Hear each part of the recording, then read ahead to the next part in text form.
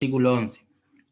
Por tanto, acordaos de que en otro tiempo, vosotros, los gentiles, en cuanto a la carne, erais llamados incircuncisión, por la llamada circuncisión hecha por mano en la carne.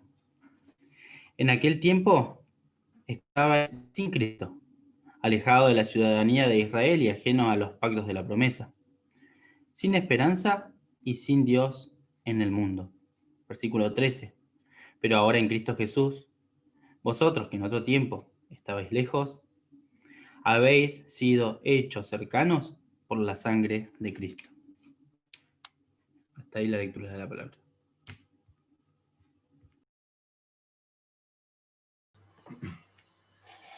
Buenos días, hermanos. Gracias, Bruno. Vamos a tener una oración, ¿sí? Antes de comenzar. Oramos. Padre Santo, queremos ser agradecidos en esta mañana y queremos en este momento ponernos en tus manos. Pedirte, Padre, que seas tú el que esté guiando este momento, que seas tú el que esté tomando este momento, Padre, y esté hablando a nuestros corazones. Padre, dejamos todo en tus manos, en el santo nombre del Señor Jesús. Amén. Bien.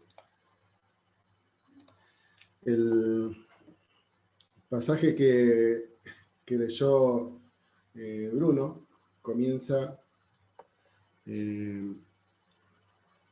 diciendo, por tanto, acordaos que en otro tiempo. Y, perdón, yo pensaba, cuando venimos a la cena del Señor, venimos a hacer memoria, como decía Héctor, a recordar. Y pensaba también en esto. A veces llevamos tanto tiempo sentándonos alrededor de la mesa que vamos perdiendo de vista ciertas cosas. Y Pablo dice acá, acordaos que en otro tiempo vosotros los gentiles en cuanto a la carne erais llamados incircuncisión por la llamada circuncisión hecha con mano en la carne. ¿Qué pasó conmigo en otro tiempo? ¿Qué pasó conmigo antes de este momento, antes de estar aquí sentado?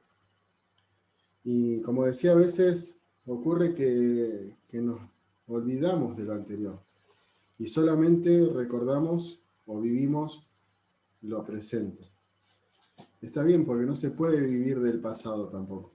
No se puede vivir volviendo al pasado. Pero me llamaba la atención que este acordaos de Pablo, en realidad es, en una traducción más cercana, es, ¿no se acuerdan? ¿No se acuerdan que antes eran tal cosa? Y Pablo en el versículo 12 da una lista de lo que eran los gentiles antes de encontrarse con Cristo. Y dice, en aquel tiempo estabais sin Cristo, alejados de la ciudadanía de Israel y ajenos a los pactos de la promesa, sin esperanza y sin Dios en el mundo. Sin Cristo, alejados de la ciudadanía de Israel, ajenos de los pactos de la promesa, sin esperanza y sin Dios. Esa era la situación del pueblo gentil antes de llegar a Cristo. Pero si miramos un poco antes, en el capítulo 2, versículo 1, dice, y Él os dio vida a vosotros cuando estabais muertos en vuestros delitos y pecados, en los cuales anduvisteis en otro tiempo siguiendo la corriente de este mundo, conforme al príncipe de la potestad del aire, el espíritu que ahora opera en los hijos de desobediencia, entre los cuales también todos nosotros vivimos en otro tiempo en los deseos de nuestra carne, haciendo la voluntad de la carne y de los pensamientos, y éramos por naturaleza hijos de ira, lo mismo que los demás. Acá Pablo ya no solamente estaba hablando a los gentiles, sino que también hablaba a los judíos. Y judíos y gentiles teníamos algo en común. Estábamos muertos en delitos y pecados. Judíos y gentiles estábamos imposibilitados de llegar a Dios. Judíos y gentiles estábamos sin la posibilidad de pagar por nuestros pecados. Pero hay algo en el medio, ¿no? Hay algo que pasa en el medio. Y pensaba que también Romanos 3:23 nos da esta sentencia sobre toda la humanidad. Por cuanto todos pecaron, están destituidos de la gloria de Dios. El pecado y la consecuencia del pecado es universal.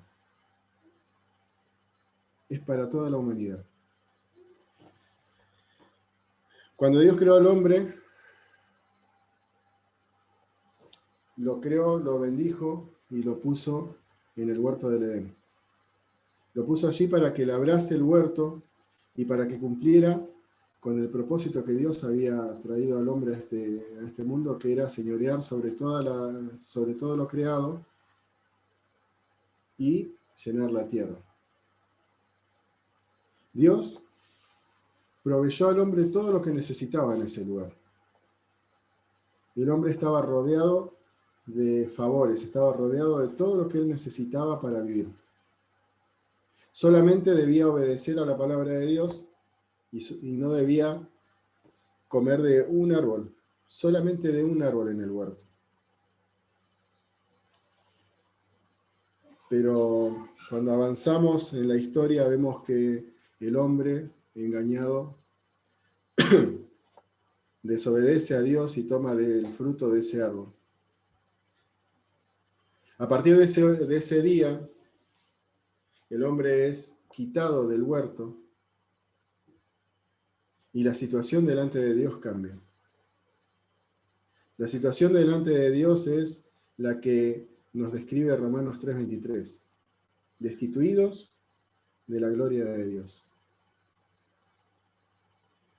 Y a partir de ahí comienza un nuevo trato de Dios con el hombre y Dios veía a aquel hombre que decidía buscarlo y había hombres que hallaban gracia delante de los ojos de Dios, como es el caso de Noé, aquel varón que sobresalió de entre medio de toda la humanidad corrupta y que fue el medio de salvación de la humanidad en ese momento. Y seguimos avanzando y encontramos que Dios hace un pacto con un hombre, hace un pacto con Abraham, aquel por medio del cual iba a haber bendición a las naciones, aquel que iba a ser bendito y que iba a bendecir a aquel que lo bendijera. Y seguimos avanzando en la historia y vemos cómo Dios hace un pacto con una nación que debía mostrar cómo tenía que ser la relación con Dios. Un pacto basado en la sangre de animales, en la sangre de machos cabríos, en la sangre de terneros, de becerros. Un pacto en el que solamente se podía restablecer y renovar este pacto una vez al año. Y vemos cómo sigue avanzando la historia y Dios sigue tratando de acercarse al hombre y envía a su Hijo al mundo. Aquel que iba a ser la solución definitiva al pecado del hombre. Aquel que mediante su sacrificio en la cruz iba a poder hacer perfecto al hombre delante de Dios. Y pensaba en esto, porque cuando leemos el versículo 13 de Efesios dice: pero ahora en Cristo vosotros, que en otro tiempo estabais lejos, habéis sido hechos cercanos por la sangre de Cristo. No hay otro medio para acercarnos a Dios que la sangre de Cristo. No hay otro medio para poder estar hoy sentados acá alrededor de esta mesa virtual que hemos podido generar en este último tiempo, que la sangre de Cristo. No hay otro medio para llegar a la presencia de Dios que la sangre de Cristo. Y dice Primera de Pedro, capítulo 1, Primera de Pedro, capítulo 1, versículo 18, dice: sabiendo que fuisteis rescatados de vuestra vana manera de vivir, la cual recibisteis de vuestros padres, no con cosas corruptibles como oro o plata, sino con la sangre preciosa de Cristo, como de un cordero sin mancha y sin contaminación, ya destinado desde antes de la fundación del mundo, pero manifestado en los postreros tiempos por amor a vosotros. Manifestado en los postreros tiempos por amor a vosotros. Dios creó al hombre con un propósito. El hombre pecó, pero Dios nunca dejó de buscar acercarse al hombre. Dios nunca dejó al hombre privado de un medio para acercarse a él. Pero el medio excelente, el medio perfecto, llegó con Cristo. Y dice que fue manifestado en los postreros tiempos por amor de vosotros, por amor a nosotros. Y qué grandioso es saber que somos parte de aquellos que fuimos rescatados con la sangre preciosa de Cristo. Qué grandioso que es saber que somos aquellos que fuimos beneficiados por la sangre de Cristo. Pero vuelvo a cómo comenzaba. Muchas veces estamos acá y no nos acordamos de dónde nos sacó. No nos acordamos todo lo que hizo Dios por nosotros para que hoy estemos acá. Y Pablo le decía a los efesios: ¿no se acuerdan que antes estaban separados de Dios? Y hermano, que nunca nos olvidemos que antes estábamos separados de Dios. Cada uno conoce su experiencia, cada uno conoce cómo está hoy acá. ¿Por qué está hoy acá? Pero que nunca nos olvidemos que antes estábamos separados de Dios. Y que el único medio para estar cerca de Dios fue esa sangre preciosa de Cristo. Y si hoy rodeamos esta mesa simbólica, es porque Cristo murió por nosotros. Si hoy rodeamos esta mesa simbólica, es porque Dios tenía previsto desde antes de la fundación del mundo este sacrificio para nosotros. Pero ¿nos acordamos que antes no podíamos estar acá? ¿Nos acordamos que estábamos imposibilitados de estar a la mesa?